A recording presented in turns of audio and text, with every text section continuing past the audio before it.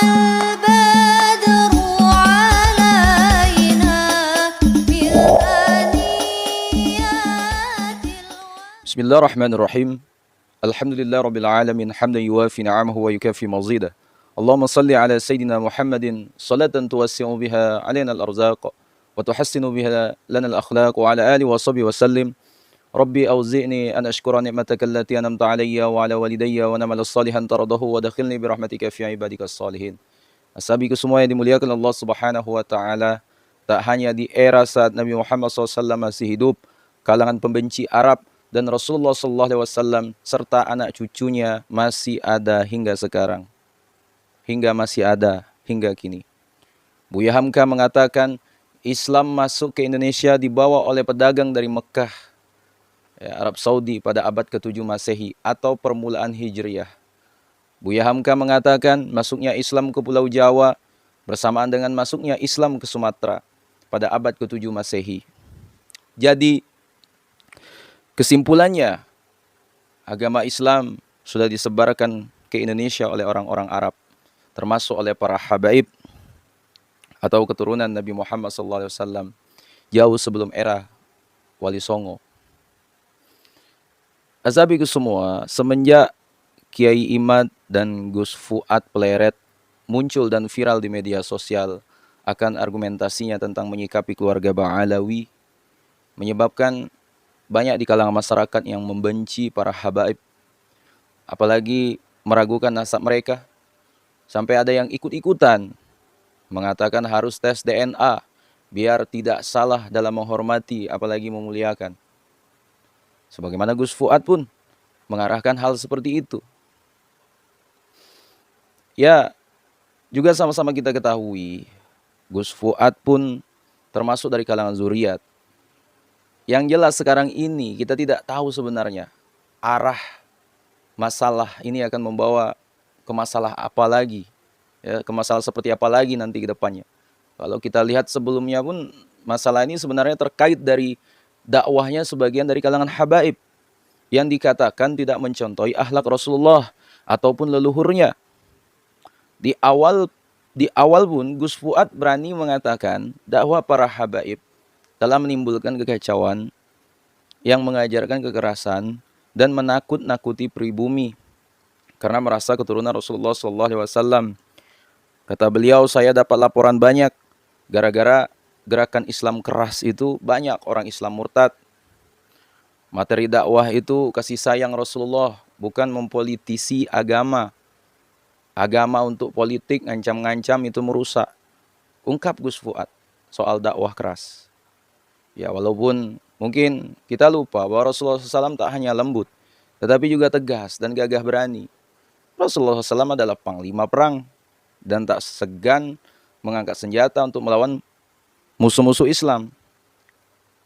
Ya, secara rasional kita berpikir ada habaib yang cara dakwahnya mungkin lembut, yang mewarisi kelembutan Rasulullah SAW. Seperti misalnya Habib Jamal, Habib Munzir, Habib Jindan, banyak lagi. Ada pula Habib yang bawanya tegas dalam berdakwah seperti Habib Rizik Syihab, itu juga mewarisi sifat datuknya Rasulullah SAW. Keduanya bukan berbeda, tapi justru saling melengkapi. Ya, kalau diibaratkan, ini jadi seperti pembagian tugas, sahabiku semua. Yang dakwah lembut menanam padi, sedangkan habaib yang dakwah tegas yang membabat tikusnya. Ya, kita sama-sama tahu Gus Fuad membantah hal itu semua. Ya, para habaib generasi pertama membuat orang Islam masuk Islam. Ya, sekarang para habaib membuat murtad orang. Para habaib berhenti berdakwah biar pribumi ngurusi pribumi. Rasulullah mengatakan tamu jangan jadi imam. Ya, kata Gus Fuad lagi, pusat kewalian dunia ada di Kalimantan Selatan, Martapura sekumpul. Kita berkewajiban menjaga umatnya Rasulullah dan dunia ilmu ma'rifatnya menginduk ke guru sekumpul. Ya, pusat Ahlus Sunnah wal Jamaah, pusatnya di Kalimantan Selatan. Azabi semua, kalau memang Gus Fuad mengaku muhibbin Aba Guru sekumpul, seharusnya sikap Gus Fuad mencontohi teladan dan akhlak Aba Guru Sekumpul dalam menyikapi perangai habaib. Tapi ya sahabiku semua, cobalah kalian sadar sendiri, lihat sendiri. Ya, yang parahnya sekarang akibatnya malah jadi merebak kemana-mana. Ya, sampai ada netizen yang berkomentar, usir itu marga Ba'alawi dari NKRI, suruh balik ke Yaman. Subhanallah. Atau tes DNA. Saya buat video ini pasti bakalan dibilang sama kalian budak lah, kacung lah, kadrun lah. Dengan komentar seperti ini, tanda Gus Fuad dan Kiai Imad berhasil membuat tertanamnya kebencian di dalam hati masyarakat terhadap habaib. Ya kan? Benar tidak? Jujur saja, sebenarnya jauh-jauh hari juga banyak di antara kita ini, entah itu dari kalangan ulama ataupun habaib di negeri ini, ya tampil maju ke depan memberikan ceramah dakwah padahal baru sedikit pemahamannya tentang agama. Ya, anak kemarin sore disuruh tampil ke depan, berani tampil dengan argumen-argumen, ya, yang ujung-ujungnya dapat memecah belah umat ataupun rakyat, karena ilmu itu belum sampai ke dalam hakikatnya. Lupakah kita dengan sejarah pendahulu seperti apa, ya, kerjasama mereka dalam memperjuangkan kemerdekaan negara tercinta. Kalau dulu para pendahulu itu mereka bekerja sama memerdekakan negara, entah itu dari pihak ulama atau habaib. Sekarang kita yang tinggal menikmati hasil perjuangan, seharusnya bekerja sama memikirkan bagaimana supaya negeri ini maju dan berkembang seperti para pendahulu. Bukan malah ricu antara sesama, antara ulama, antara kiai dan habaib. Ya, padahal kita sesama rakyat Indonesia juga. Coba kita pandang para ulama dan habaib kita yang terdahulu, yang memiliki jasa sangat besar dalam kemerdekaan Indonesia. Jasa para ulama dan habaib terdahulu di negeri ini tidak bisa dianggap remeh. Mereka mendidik jiwa dan raga masyarakat untuk melawan penjajahan di atas bumi Nusantara. Mereka juga ikut berperang di garda terdepan melawan para penjajah, seperti Pangeran Diponegoro, serta paling terkenal resolusi jihad yang dikeluarkan Kiai Haji Hashim Asy'ari. Ya, tidak seperti sekarang antara ulama dan habaib cekcok. Tahukah Anda? Oh, di antara sekian nikmat yang Allah anugerahkan kepada bangsa dan negara Indonesia ini adalah hadirnya generasi-generasi terbaik yang tersambung nasab mulianya kepada Rasulullah SAW.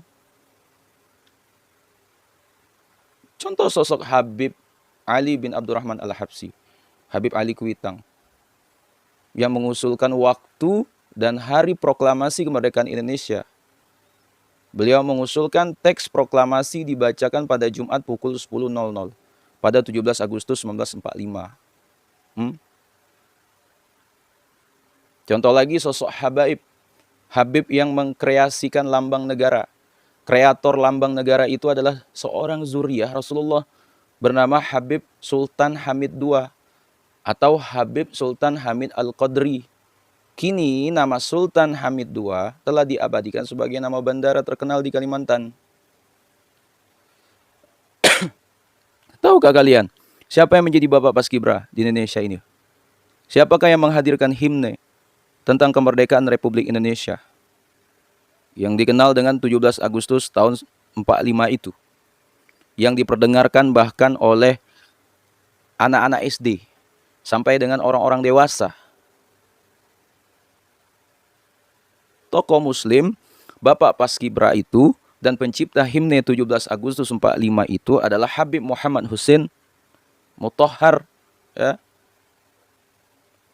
Dari situ juga saya menilai negara sangat pantas menghadirkan Maulid Nabi, bukan sebatas kebahagiaan umat Islam saja, tapi sebagai keberkahan bagi bangsa dan negara. Ini karena jasa para keturunan Nabi, ya, dan juga kerjasamanya kepada ulama pribumi. Ya, semogalah masalah perkara ini selesai dan kita bisa lebih tenang. Mungkin bisa fokus memikirkan itu kayak mana kondisi politik luar negeri, ekonomi, ataupun sense. Yang kalau dilihat negeri ini sudah kalah jauh dengan negara luar. Orang negara lain sudah mikirkan ke langit. Kita, wallahu alam. Ini contoh YouTube. Siapa lagi kalau bukan buatan produk luar negeri? Lah kita. Makainya doang. Azamiku semua. Semoga Allah senantiasa memberikan keberkahan di negeri kita ini.